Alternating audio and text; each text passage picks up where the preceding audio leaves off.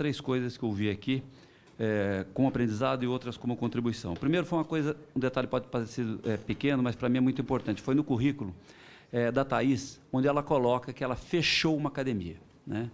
Essa cultura empreendedora que nós ainda estamos com dificuldades no Brasil, isso pode parecer negativo para algumas pessoas. Isso não é negativo.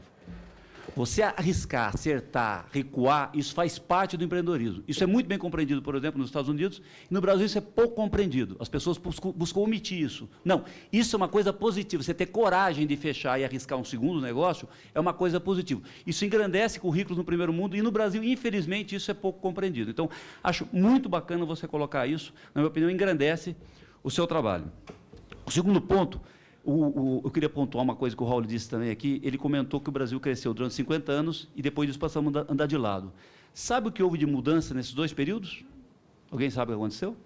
Carga tributária do no máximo 20% durante esse período e hoje carga tributária de 35%. Ou seja, não há país no mundo em desenvolvimento ou país pobre que vai crescer com carga tributária de 33% a 35%. É impossível, porque você retira da sociedade e mobiliza essa própria sociedade. Então, é um dado simples, mas bastante interessante que a gente tem que difundir.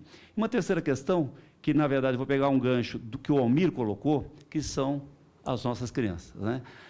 O Gustavo, além de ser um empreendedor hoje, ele foi uma pessoa fantástica, como um ídolo, o que ele fez pelo esporte. E hoje ele é um mosqueteiro, ou seja, ele é um grande defensor da causa do esporte. E, na minha humilde opinião, nós só vamos ter um país do esporte, um país com cultura do esporte, inclusive um país mais competitivo, onde ele pode chegar, o dia que nós olharmos para as nossas crianças. Eu estou falando na escola, né? O Brasil cometeu um grande erro, né, depois do regime militar, que foi o seguinte, na minha humilde opinião, um ranço que tudo que era militar, que tinha um certo ordenamento, que tinha uma certa hierarquia, tinha um certo respeito ao superior, que é o esporte.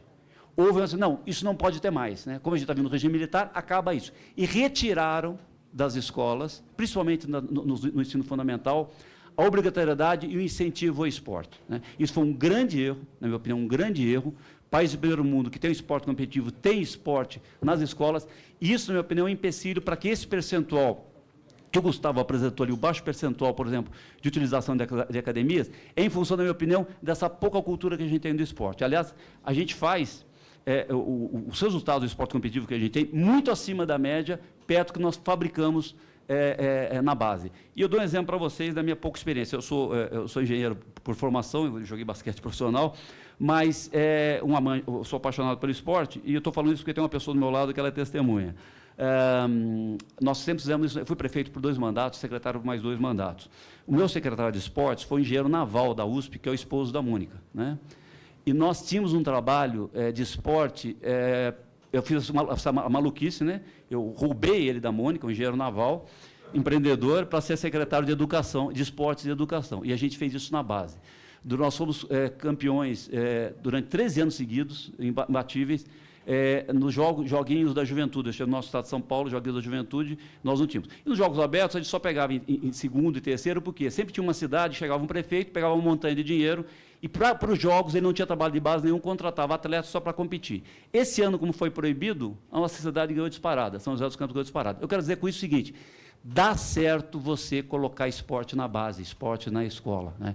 Você tem que ter massa para tirar talento, né? Temos Gustavos, criarmos Gustavos, né? É exceção da exceção do modelo que nós temos aqui. Se nós não fizermos o que o Almir falou, olharmos na base, né, nós não vamos ter a cultura do esporte. E mais do que isso, o esporte tem valores que só o esporte dá.